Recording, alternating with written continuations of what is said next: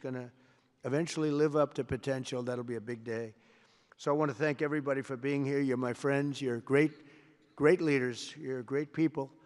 And I can honestly say, you know, you're strong leaders. You're tough leaders in many cases. And every single one that I'm looking at that's right here, I've gotten to know and I've gotten to respect. And really, you're friends of mine. And if I can help you at all, you let me know. But this is going to be something, the Board of Peace will be something that the likes of which I don't think anybody's seen before. And thank you all very much. It's a great honor. I'm going to ask J.D. Vance to come up and say a few words. Thank you very much.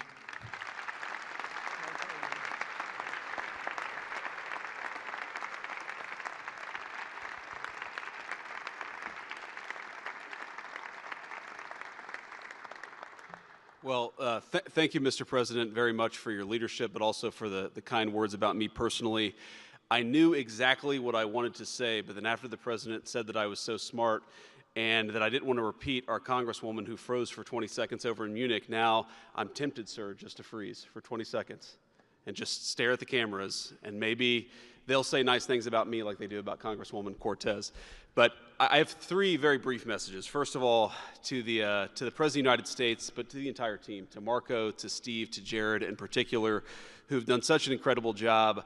I think what this Board of Peace represents is a recognition that if you actually have a President of the United States and a team that's committed to diplomacy, it can actually work. When I look at what happened to Israel on October the 7th, all those innocent people who were murdered, the fact that you had all of these hostages, and of course, a terrible war that came from it, I remember thinking to myself, how is it ever going to be possible to get these hostages home safely, to make it possible for the people of Gaza to actually have a reasonable future, but also to ensure that Israel is never attacked again? It turns out the answer was you just needed a president who was committed to the effort and committed to the work, and that's what we had, thankfully, under the leadership of this president. And you got to make peace, but then you have to make the peace stick. And that brings me to my second point. That's what the Board of Peace, I think, is fundamentally about, is making the peace stick. And it's an incredible thing that you guys have all done. So to all of the leaders gathered here today who are investing in the future, who are investing in peace, we're grateful to you. We're grateful for your partnership.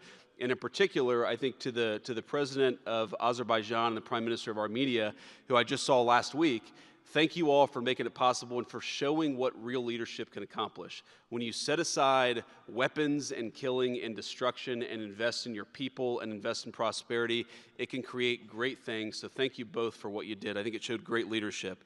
And finally, to the American people, I think it's important that the American people recognize why we're here today. And the reason that we're here today is, yes, to save lives and yes, to promote peace, but this creates incredible prosperity for the American people.